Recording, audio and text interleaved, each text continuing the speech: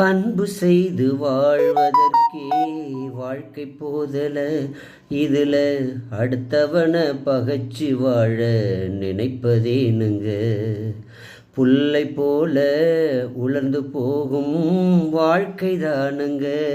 இதுல மனுஷனோட மகிமையெல்லாம் உலர்ந்து போகுங்க.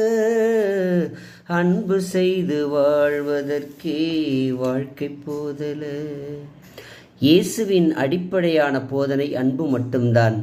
இந்த அன்பை பெற்றிருந்தால் இறையரசின் பண்புகளான மன்னிப்பு, இரக்கம், கருணை, தயவு, விட்டு கொடுத்தல், புரிந்து கொள்ளுதல், உதவி செய்தல் போன்ற நற்பண்புகள் தானாக வெளிப்படும். ஃப்ரம் ஊம் டு டூம், கருவறை முதல் கல்லறை வரையில் தான் வாழ்க்கை. நாம் இயேசுவின் பிரதிநிதிகள். அன்பை வெளிப்படுத்துவதில், உதவி செய்வதில், தீர்ப்பிடாதிருத்தலில், இயேசு இருத்தலில். இயேசு யோர்தான் நதி முதல் கல்வாரி சிலுவை மரணம் வரை அன்பை வெளிக்காட்டினார்.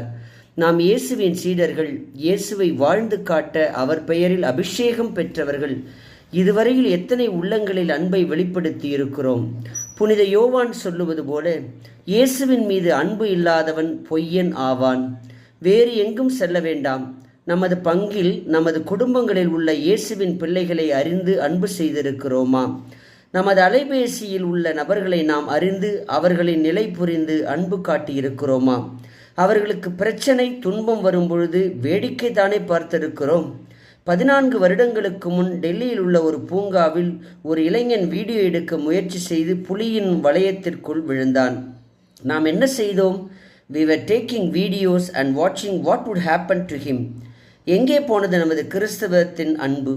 கிறிஸ்துவின் பெயரை தாங்கி கிறிஸ்தவள் என்று பெருமை பாராட்டி கொள்ளும் நாம் கல்வாரியில் இயேசுவை போல் அன்பை காட்டாவிட்டால் கிறிஸ்தவள் என்பதில் என்ன பெருமை?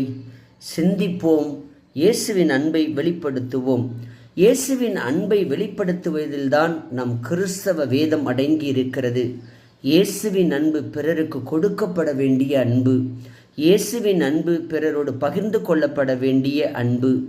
இயேசு எவ்வாறு தன்னுடைய அன்பை பிறரோடு பகிர்ந்து கொண்டாரோ, கடவுளின் அன்பை வெளிப்படுத்தினாரோ, அதை போன்று கிறிஸ்தவர்களாகிய நாமும் இயேசுவின் அன்பை வெளிப்படுத்த வேண்டும். ஏனென்றால் அன்பே கடவுள். God is love.